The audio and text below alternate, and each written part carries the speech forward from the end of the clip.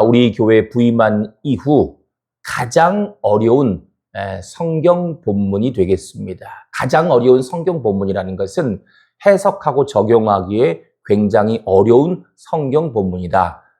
흔히 성경 난제 구절 이런 게 있거든요. 정말 어려운 그런 성경 난제 구절을 가리키는 게 아니고, 가장 어려운 성경 본문이라는 것은 정말 많은 사람들이 오해하고 있는, 오해할 만한 그러한 성경 본문이다라는 것입니다. 그렇기 때문에 평소에도 늘 설교 말씀에 집중해야겠습니다만, 오늘은 더욱더 특별히 집중도 텐션을 평소가 10이라면 오늘은 20, 30으로 끌어올리시길 바랍니다. 특히 들어보시면 알겠습니다만, 오늘 설교 말씀, 그 설교 내용이 흔히 하는 표현처럼 좀 재미가 별로 없는 좀 딱딱한 그런 설교예요. 듣다 보면 나도 모르게 잠에 빠지게 되는 공부 같은, 성경 공부 같은 그런 내용일 수도 있거든요. 그렇기 때문에 더욱더 정신을 바짝 차리고,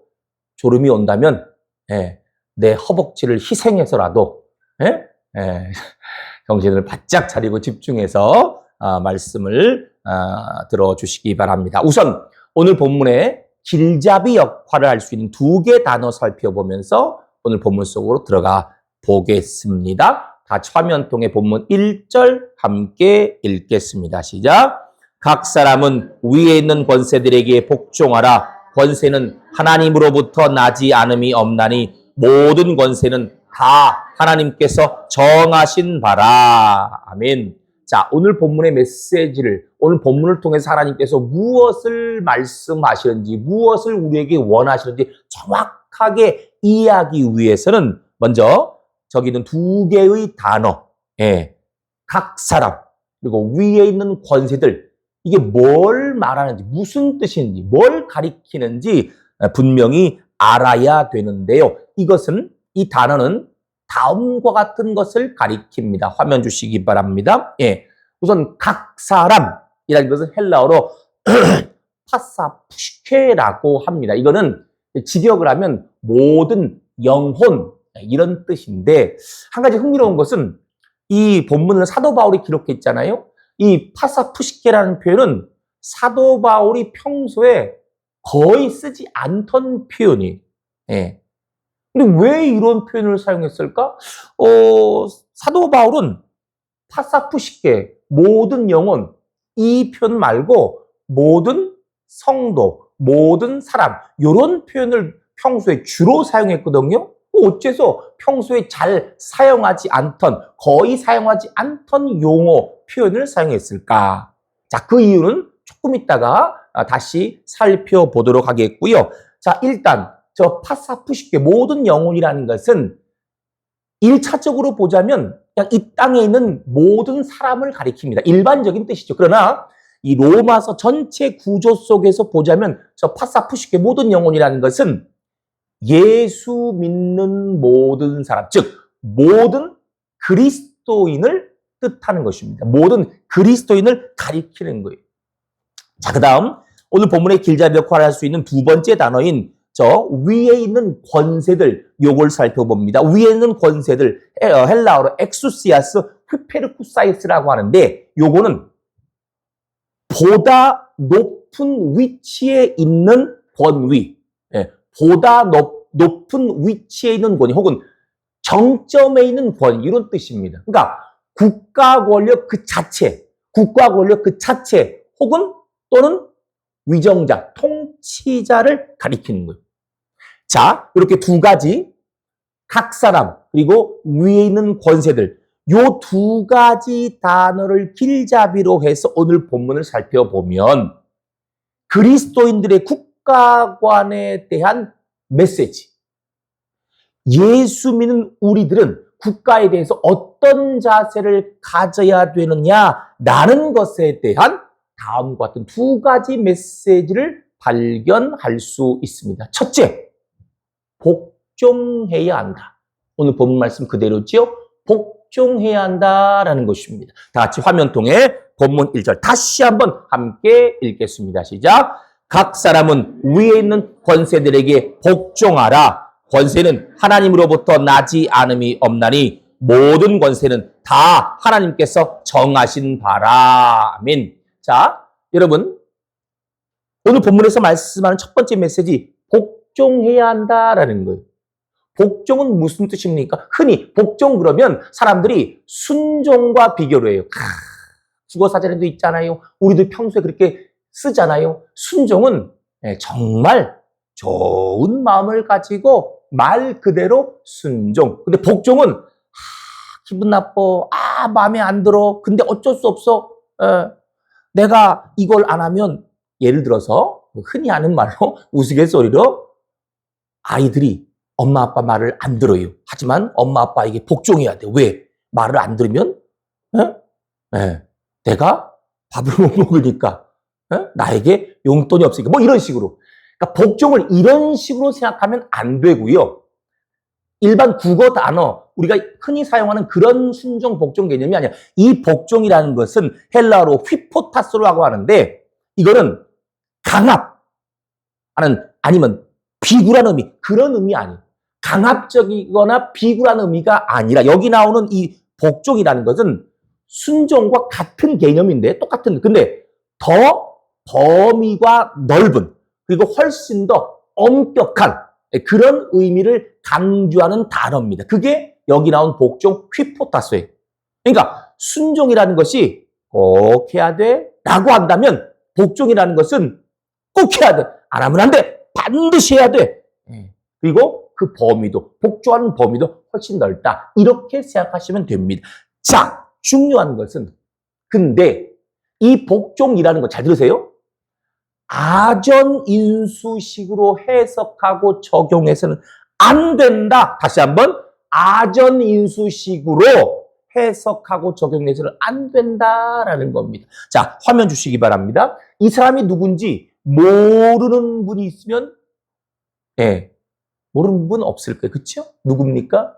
역사상 가장 악독한 학살, 제2차 세계대전 주범, 전 세계를 전쟁의 공포로 몰아넣은 장본인, 무려 600만 명 이상의 유대인을 학살한 아돌프 히틀러입니다. 근데 여러분, 이 진짜 어이없는 거죠. 이건 코미디도 아니에요. 어이없는 게 뭔지 아십니까? 이 히틀러가요, 아마 아시는 분 계실 거예요. 노벨 평화상 후보에 올랐었다는 거 아닙니까? 예? 말도 안 되는 거 아닙니까? 이게 웃기지도 않아요, 정말. 제2차 세계대전이 터지기 직전인 1939년도에 노벨 평화상 후보에 올랐는데, 근데, 히틀러가 유대인 학살을 본격적으로 시작한 게 1935년도부터거든요? 그러니까 4년이나 지난 다음에, 유대인을 학살한 4년이나 지났는데, 그런 시점에서 이런 사람을 노벨 평화상 후보에 올린다? 말이 안 되는 거예요.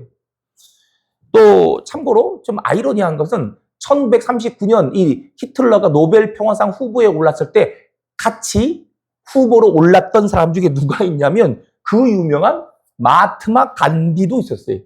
그러니까 한마디로 노벨 평화상과 가장 거리가 먼 사람과 가장 거리가 가까운 사람이 같이 후보에 올랐다는 것인데 아무튼 우리가 기억할 것, 우리가 주목할 것, 중요한 것은 요 히틀러가 오늘 본문 말씀이죠.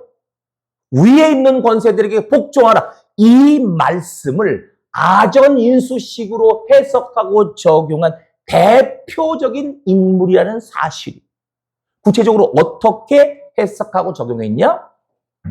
히틀러가 집권하던 시기 독일의 한 목사가 죽음을 각오하고 히틀러에게 직언을 했어요. 그렇게 하면 안 됩니다. 전쟁을 일으켜서 수많은 사람을 죽이는 거 하나님의 뜻이 아닙니다. 전쟁을 중지해야 됩니다. 하나님 뜻에 순종해야 됩니다. 유대인을 빨리 풀어주십시오. 직언을 했어요. 근데 이 말을 들은 히틀러가 오만한 표정을 지으면서 당신은 목사면서 위에 있는 권세들에게 복종하라는 성경 말씀도 모르시오? 하늘은 신이 다스리시고 이 땅은 나 히틀러가 다스린다는 사실을 잊지 마시오. 이렇게 말했어요. 그러니까 히틀러는요, 위에 있는 권세들에게 복종하라는 이 성경 말씀을 이런 식으로 해석하고 적용한 거예요. 모든 국가 권력은 하나님이 주신 거다. 하늘에서 부여된 거다. 그러므로 설사 통치자가 잘못하는 게 있더라도, 더 나아가 통치자가 아무리 잘못하더라도 찍소리하지 마라. 어떤 말도 하지 마라. 무조건 따라가야 된다. 무조건 고개를 숙이고 복종해야 돼. 이렇게 적용한 거예요. 여러분, 이거는 절대로 올바른 해석과 적용이 아닙니다. 위에 있는 권세들에게 복종하라는 이 말씀은요, 부당한 국가 권력과 불의한 통치자를 보호하고 감싸주기 위한 방패막이로 주신 말씀이 절대로 아니에요. 그래서 종교개혁자 칼빈은요, 위에 있는 권세들에게 복종하라는 이 말씀에 대해서 다음과 같은 중요한 해석을 덧붙였습니다. 이 말씀을 그리스도인의 국가관이라는 차원에서 해석할 때 우리는 다음과 같은 사실을 전제해야 한다. 그것은 정당한 국가 권력, 정당한 위정자에 대한 순종이 그리스도인들의 덕목이듯이 동시에 불의한 권력과 불의한 위정자에 대한 적절한 비판 역시 그리스도인들에게 부여된 의무이다. 그러면서 칼빈은요, 이 오늘 본문 말씀, 오늘 본문 위에 있는 권세들에게 복종하라 이 말씀과 중요한 짝을 이룬 연관 구절로 사도행전 4장과 5장 말씀, 4장 말씀과 5장 말씀을 인용했는데 여러분, 이건 정말 기억해야 돼요. 정말. 쉽게 말해 오늘 본문 말씀, 로마서 13장 요 말씀 하나만 가지고 해석하고 적용하면 절대 안 됩니다. 마치 보셔요. 용서란 말씀. 하나님은 모든 죄인을 용서한다. 어떤 죄도 용서하신다. 맞습니까? 틀립니까? 맞지요? 성경이 진리지요? 근데 이것만 얘기하면 됩니까? 용서와 더불어 무엇이 있어야 됩니까? 무엇이 있어야 돼요? 회개가 있어야죠. 그렇죠? 회개하지 않으면서도 아이고 하나님 말씀하셨잖아. 모든 죄인을 용서하신다고. 어떤 죄도 용서한다고. 본인이 하지도 않으면서 용서받습니까? 안 되죠. 그러니까 죄 용서와 회개가 항상 짝을 이루어서 해석되고 적용돼야 하는 것처럼 오늘 로마서 13장 말씀과 이제 살펴볼 사도행전 4장, 5장 말씀 반드시 짝을 이루어서 적용하고 해석해야 됩니다. 자, 화면 주시기 바랍니다. 연속해서 같이 읽겠습니다. 시작. 그들을 불러 경고하여 말하지도 말고 가르치지도 말라니 베드로와 요한이 대답하여 이르되 하나님 앞에서 너희의 말을 듣는 것이 하나님의 말씀을 듣는 것보다 옳은가 판단하라. 아멘. 그 다음 화면 같이 읽겠습니다. 시작. 우리가 이 이름으로 사람을 가르치지 말라고 언급하였으되 너희가 너희 가르침을 예루살렘에 가득하게 하니 이 사람의 피를 우리에게로 돌리고자 함이로다. 베드로와 사도들이 대답하여 이르되 사람보다 하나님께 순종하는 것이 마땅하니라. 아멘. 여러분, 이게 무슨 상황입니까? 복음을 전하는 사도들에 대해서 베드로와 요한을 비롯해서 예수님의 제자들이 예수님께서 부활 승천하시고 난 이후에 예수님의 명령에 따라 복음을 전했습니다. 그런데 그 당시 이스라엘의 국가 권력요 위정자들인 대제사장과 관리들이 협박을 합니다. 매질을 합니다. 예수를 전하면 가만히 안 두겠다. 협박을 합니다. 어떻게 됩니까? 위에 있는 권세들에게 무조건 복종해야 되니까 그 말씀 그대로, 그 명령 그대로 예수 전하지 말라는 거, 그 국가 권력의 명령 그대로 따라가야지 해야 됩니까? 아니죠. 사도들은 단호하게 말합니다. 하나님 앞에서 너희의 말을 듣는 것이 하나님 말씀 듣는 것보다 옳은가 판단하라. 사람보다 하나님께 순종하는 것이, 사람보다 하나님께 순종하는 것이 마땅하니라.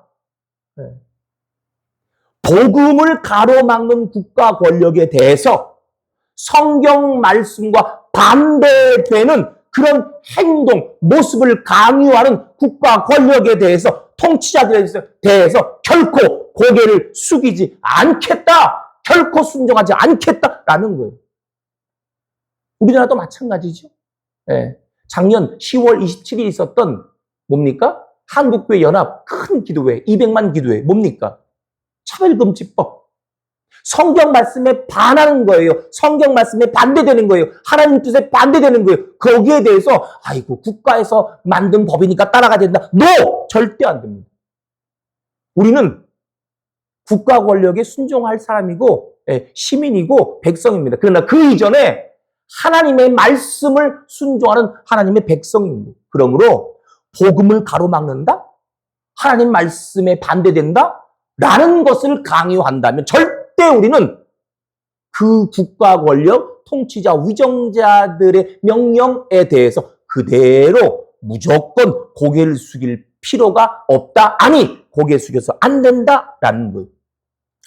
자, 그러므로 오늘 본문 말씀에 대해서 부당한 국가 권력과 불의한 위정자라 할지라도 하늘에서 내리신 거야. 권력은 하나님이 주시는 거야. 하늘로부터 부여받은 거야. 그러므로 무조건 따라가야 돼. 라는 식, 히틀러식의 그러한 해석과 적용, 그런 식으로 오해해서는 절대로 안 된다라는 거예요.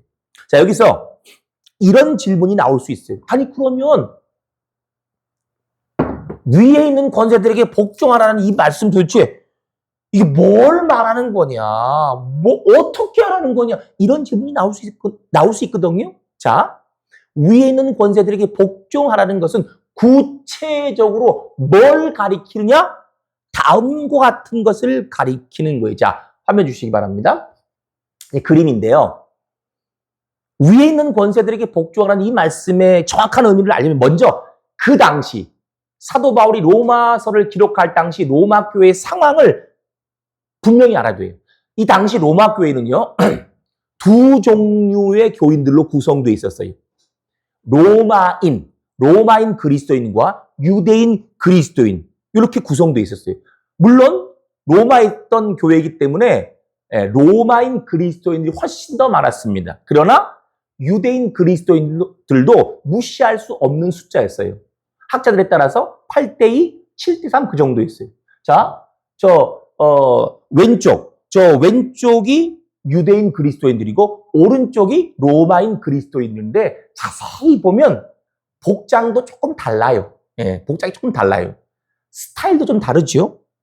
자, 제가 아까 서두에서 사도 바울이 평소에 거의 사용하지 않던 용어인 파사푸시케, 예, 모든 영혼이라는 표현을 사용했다 그랬잖아요. 그 왜 사용했느냐? 저기 있는 유대인 그리스도인들 때문에 사용하는 거예요. 이 파사푸시키라는 것은 유대식 표현입니다. 그러니까 단어는 헬라어로 기록되어 있지만 헬라식 표현이 아니라 유대식 표현이에요. 쉽게 말해 여러분, 콩글리시 아시죠? 콩글리시. 분명히 영어입니다. 근데 이 표현을 하면 외국 사람들은 못 알아들어요. 우리나라 사람들은 다 알아들어요. 예를 들어 볼까요? 이거 좀 고장났는데 AS 좀 해주세요.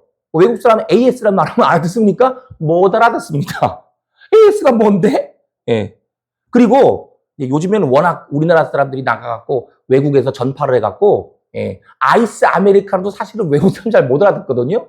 특히 또 이것도 있어요. 비닐백 분명히 영어죠? 비닐백. 근데 외국 나와서 저기 아저씨 비닐백 주세요. 그럼 못 알아듣습니까? 알아듣습니까? 못 알아듣습니까? 절대 못 알아듣습니다. 비닐백이 뭐요? 네. 이거는 콩글리시, 한국식 영어 표현이거든요. 자, 이거예요. 파사푸시케도 이 사람들은 못 알아들어요. 로마인 그리스도인들은 파사푸시케가 뭐야? 평소에 안 쓰던 표현이. 근데 유대인들은 알아들어요. 유대인 그리스도인들은 알아듣는다라는 거예요. 그래서 그 표현을 유대인 그리스도인들에게 초점을 맞추어서 파사푸시케라는 표현을 사용한 거예요. 자, 조금 더 자세히 설명하면 왜 그런 표현을 사용했어? 이 사람들은 못 알아듣고 이 사람들 알아들으라고 왜 그랬냐면 로마 교회 안에 한 가지 문제가 생겼습니다. 어떤 문제가 생겼냐면 세금 납부 문제가 생겼는 거예요. 세금 납부. 여러분 한번 생각해 보세요. 예, 여러분이 학자가 아니더라도 거의 100% 맞출 수 있어요. 유대인 그리스도인과 로마인 그리스도인들이 있는데 이 중에서 한쪽은 세금을 성실하게 납부했는데 한쪽은 세금을 납부를 안 했어요. 거부했어요. 누가 성실하게 납부하고 누가 거부했을까요? 누가 성실하게 했을까요? 여러분 항상 제가 말씀드리잖아요. 맞출 확률도 50%고 틀릴 확률도 50%. 그렇죠? 둘 중에 하나니까. 유대인 그리스도인들은 세금 납부를 거부했어요. 로마인 그리스도인들은 성실하게 납부했어요. 그래서 오늘 본문 바로 다음 로마서 13장 6절, 7절을 보면 사도 바울이 세금 납부를 얘기합니다. 세금 납부를 성실하게 할 것을 당부하고 권면하고 있는데 중요한 건 뭐냐? 자, 세금 납부 거부가 단순히 세금의 문제만 국한된 것은 아니었다는 사실이. 학자들은 이제 이렇게 설명합니다. 당시 로마 교회 상황에 대해 한번 들어보세요. 로마 교회 안에 있던 유대인 그리스도인들은 세금 납부 거부와 더불어서 로마라고 하는 국가 체제에 대한 반항과 거부의 모습을 보였는데 이것은 그들의 조국 이스라엘을 식민 통치하고 있는 로마 제국에 대한 뿌리 깊은 불신에서 비롯되었다. 이해되시죠? 자, 정리하면 위에 있는 권세들에게 복종하라는 이 말씀은요. 로마 제국을 불신하는 로마 교회 유대인 그리스도인들에게 초점이 맞추어진 말씀으로서 정당한 국가 체제에 대해서 반항하거나 거부해서는 안 된다. 정당한 국가 권력과 정당한 위정자 통치자를 거역하는 거 그거 잘못된 거다. 그렇게 하는 거 하나님 뜻이 아니다. 라는 메시지입니다. 자, 그렇다면 이와 같은 메시지를 오늘날 우리의 상황에 적용해 본다면 어떻게 될까요? 오늘날 우리 사회에도 로마 교회 유대인 그리스도인들과 같은 비슷한 아니 훨씬 더 심한 사람들이 있습니다. 바울 당시 로마 교회 유대인 그리스도인들은요. 구체적으로 국가 전복, 국가를 뒤집어버릴 그런 시도를 하지 않았어요. 그죠? 세금 납부 거부를 통해서 로마라는 국가에 대한 반항과 거부감을 드러내고 표현한 것뿐이에요. 물론 그것도 잘한 건 아니죠. 잘못했다고 분명히 말씀하고 있어요. 그런데 오늘날 우리가 살고 있는 이 대한민국에는 대한민국이라는 국가 체제 자체를 인정하지 않고 반발하며 국가 전복까지 시도하는 사람들 있어요. 있습니다. 분명히 있습니다. 여러분 직접 간접 경험하셨는지 모르겠는데 전 직접 봤어요. 이 말씀이 유튜브로 나가면은 그분이 나한테 뭐 항의할지도 모르겠습니다만 사실은 사실이니까 팩트니까 교회 큰 교회 당회장실 목사실 거기 보면 십자가가 붙어 있고 그 정상이죠. 십자가가 붙어 있지 않아요. 김일성 수령의 초상화가 딱 붙어 있어요.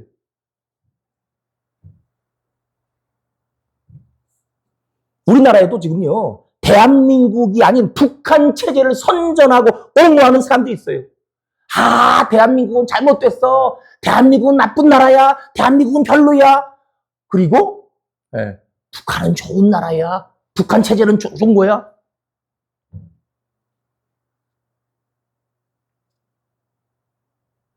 애국가는 안 불러요. 근데 김일성 수령 초상화 앞에서는 눈물을 흘려요. 이게 어느 나라 사람들입니까? 특히 기독교 이단들이 기독교인 양 거짓의 탈을 쓰고 성도들을 미혹하는 것처럼 이 땅의 백성들, 특히나 젊은 세대들을 향해서 거짓된 사상을 주입하려고 온갖 술수를 부리면서 자신들의 잘못된 모습을 지적하는 사람들에게는 무조건 캐캐 먹은 보수야, 수구 꼴통이야 이렇게 지적하는 사람들이 있어요. 며칠 전에도 어떤 아주 유명한 모 작가, 과거에 장관까지 했던 분이 이런 표현을 했더만요. 내재적인 접근법으로 봐야 됩니다. 참. 여러분, 그 내재적인 접근법이라는 용어 자체는 있지만 그게 우리나라에서 정치권에서 공식적으로 제일 처음 사용된 게 언제인지 아십니까? 김일성, 김정일, 또 김정은으로 이어지잖아요. 예? 그 세습. 말도 안 되는 거잖아요. 전 세계에서 그걸 올바르다고 하는 게 어디 있습니까? 그런데 내재적인 접근법으로 봐야 됩니다. 그거 우리 관점으로 보면 잘못됐지만 북한 그 나라의 관점으로 보면 그 사람들 관점으로 보면 나름 괜찮은 겁니다. 이유가 있을 겁니다. 그렇게 더 나가요? 네. 고난의 행군 하면서 수많은 북한 주민들이 아사했잖아요. 그럴 수밖에 없었던 불가피한 사정이 있었을 거예요. 내재적인 접근법으로 봐야 돼요. 그때 처음 나온 거예요.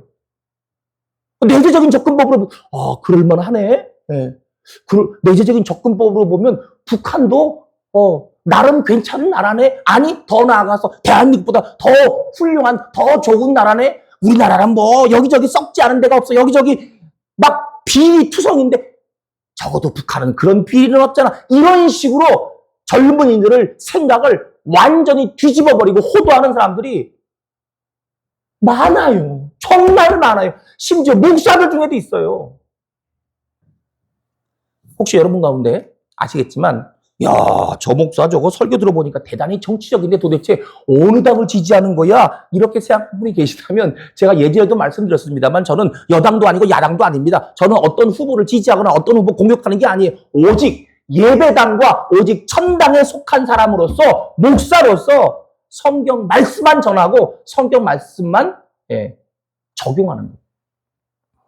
자, 계속해서 오늘 본문에 담겨진 두 번째 메시지 살펴보겠습니다. 오늘 본문에 담겨진 두 번째 메시지, 그는 하나님의 사역자가 되어야 한다라는 것입니다. 같이 화면 통해 본문 4절 함께 읽겠습니다. 시작! 그는 하나님의 사역자가 되어 네게 선을 베푸는 자니라. 그러나 네가 악을 행하거든 두려워하라. 그가 공연히 칼을 다지지 아니하였으니 곧 하나님의 사역자가 되어 악을 행하는 자에게 진노하심을 따라 보응하는 자니라. 아멘. 자, 두 번째 메시지. 하나님께서 이 본문을 통해 오늘 우리에게 말씀하시는 것. 그는 하나님의 사역자가 되어야 한다. 그렇다면 누구를 말하는 것일까요? 자, 화면 주시기 바랍니다. 공동 번역과 표준 세 번역을 보면 아주 정확하게 알 수 있습니다. 뚜렷하게 알 수 있어요. 누구예요? 그는 누구예요? 통치자입니다. 고대 세계로 말하면 왕이지요. 오늘날 말하면은 대통령, 수상, 국가 원수를 말하는 것인데 중요한 것은 이러한 통치자들이 하나님의 뭐가 되어야 한다? 사역자가 되어야 한다라는. 하나님의 사역자라고 하는 것은 헬라어로 떼우, 디아코노스라고 하는 이것은 하나님의 종, 하나님의 일꾼, 하나님의 심부름꾼 이런 뜻이에요. 자, 그러면 나라의 위정자들, 통치자들이 하나님의 종, 일꾼, 신분꾼이 되어야 한다는 것, 구체적으로 뭘 말하는 것이냐, 어떻게 하라는 것이냐. 물론 기본적인 전제가 있습니다. 통치자들, 나라의 위정자들 역시 한 사람의 소중한 영혼이고 한 사람의 인간이에요. 그러므로 나라의 통치자들 역시 예수 그리스도를 구주로 믿고 구원받아야 된다. 예수 믿어야 된다라는 기본적인 당연한 전제가 있습니다. 그런데 자, 오늘 본문에서 말하는 나라의 통치자들이 하나님의 사역자가 되어야 한다. 하나님의 종, 하나님의 일꾼, 하나님의 심부름꾼이 되어야 한다는 것은 무슨 뜻이냐? 그들이, 통치자들이 하나님의 마음을 가져야 한다. 하나님의 마음을 가지고 일해야 한다. 하나님의 마음을 가지고 다스려야 한다라는 거예요. 자, 다 같이 화면을 통해 오늘 본문의 연관 구절이죠. 역대하 36장 22절 23 함께 읽겠습니다. 시작. 바사의 고레스 왕 원년에 여호와께서 예레미야 입으로 하신 말씀을 이루시려고 여호와께서 바사의 고레스 왕의 마음을 감동시키심에 그가 온 나라에 공포도 하고 조소도 내려 이르되 바사 왕 고레스가 이같이 말하노니 하늘의 신 여호와께서 세상 만국을 없어요? 다시 세상 만국을 내게 주셨고 나에게 명령하여 유다 예루살렘에 성전을 건축하라 하셨나니 너희 중에 그의 백성 된 자는 다 올라갈지어다. 너희 하나님 여호와께서 함께 하시기를 원하노라 하였더라. 아멘. 자, 이 말씀 제가 수요 설교 시간에 한번 소개했던 적이 있는데, 이 말씀은 이스라엘 백성들이 바벨론 포로에서 해방되는 장면인데, 자, 이스라엘 백성들이 누구를 통해서 해방을 맞습니까? 바사왕 고레스를 통해서 해방을 맞습니다. 바사왕 고레스, 하나님께서 바사왕 고레스의 마음을 감동시키셔서, 즉 바사왕 고레스가 하나님의 마음을 가지고 이스라엘 백성들을 해방한 거예요. 중요한 것은 이 바사왕 고레스가 하나님의 백성이 아닙니다. 이방인이에요. 이스라엘 백성들처럼 하나님을 믿고 섬기는 사람이 아니었다는 말이에요. 하지만 그럼에도 불구하고 그는 하나님의 마음을 가졌습니다. 하나님께서 그의 마음을 감동시키셨어요. 그래서 바사왕 고레스는 하나님의 마음을 가지고 하나님의 뜻을 따라 백성을 다스린 거예요. 바로 이것이 오늘 본문에서 말씀하는 하나님의 사역자가 되는 것. 나라의 위정자들, 통치자들이 하나님의 마음을 품고 하나님의 종, 하나님의 일꾼, 하나님의 신분꾼이 되는 구체적인 모습이. 자, 그러므로 교회 여러분, 오늘 본문을 통해서 우리에게 말씀하시는 것, 하나님께서 우리에게 말씀하시는 것 분명하십니다. 뭡니까? 나라의 통치자들이 하나님의 마음을 품고 일할 수 있도록, 하나님의 마음을 품고 백성을 다스릴 수 있도록 그들을 위해 기도하라. 그들을 위해 기도라. 그들이 딴 마음 품지 않도록, 딴 거 생각하지 않도록 정말 하나님 마음 품고 일할 수 있도록, 하나님 마음 품고 자기에게 부여된 그 권력을 사용할 수 있도록 그들을 위해서 정말 기도해라. 이것이 오늘 본문을 통해 우리에게 말씀하시는 하나님의 음성입니다.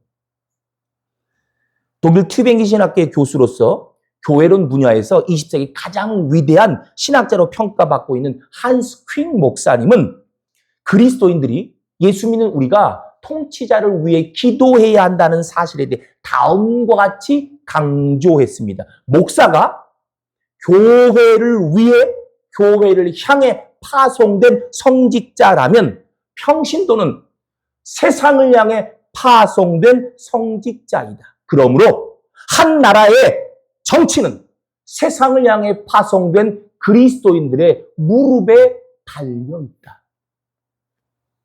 교우 여러분, 이 대한민국의 정치는 우리의 무릎에 달려있다는 것.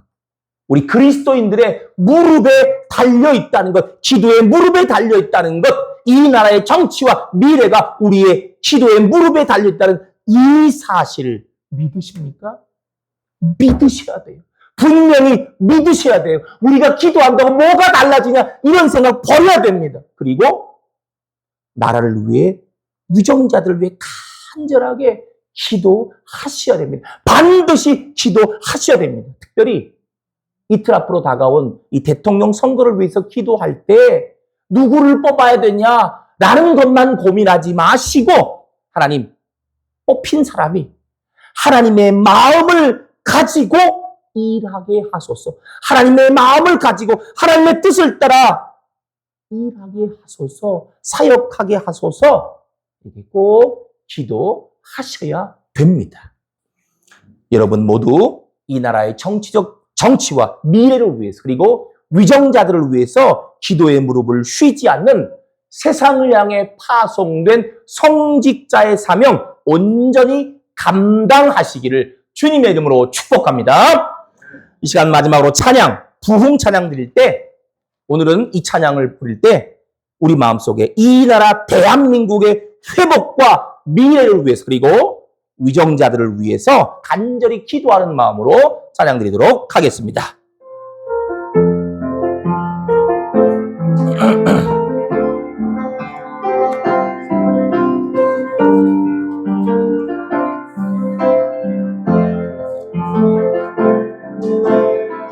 이 땅의 황무함을 보소서. 하늘의 하나님, 긍휼을 베푸시는 주여 우리의 죄악 용서하소서. 이 땅 고쳐 주소서. 이제 우리 모두 하나 되어 이 땅에 무너진 기초를 다시 쌓을 때 우리의 우상들을 태우시 성령의 불 임하소서. 부흥의 불길 타오르게 하소서. 진리의 말씀 이 땅 새롭게 하소서. 은혜의 강물 흐르게 하소서. 성령의 바람 이제 불어와 오 주의 영광 가득하 새날 주소서. 오 주님 나라 이 땅에 이 땅에 임하소서. 이 땅에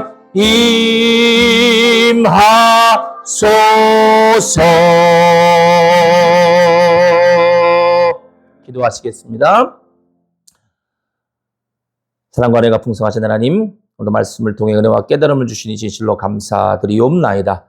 오늘 주 말씀처럼 저희 모두 그리스도인으로서 말씀에 근거한 올바른 국가관을 가질 수 있도록 인도하여 주시옵소서. 정당한 국가 권력과 위정자를 거역하는 거 잘못된 것이며 하나님 뜻이 아니라는 사실을 분명히 깨닫게 하시고 국가 권력과 위정자에 대해 거부하면서 이 나라 대한민국의 근본을 흔들고자 획책하는 무리에 대해서는 위에 있는 권세들에게 복종하라는 주님의 말씀 담대하게 선포할 수 있도록 인도하여 주옵소서. 또한 이 나라 정치와 미래가 우리 그리스도인들의 기도의 무릎에 달려있다는 사실을 확실하게 깨닫고 이 땅의 모든 위정자들이 하나님의 사역자가 될 수 있도록 하나님 마음 가지고 하나님의 종으로 하나님의 일꾼으로 하나님의 신분꾼으로서 나라를 위해 일할 수 있도록 기도의 무릎을 쉬지 않는 저희 모두가 되게 하여 주시옵소서. 감사드리옵고 예수 그리스도의 이름으로 기도드리옵나이다. 아멘.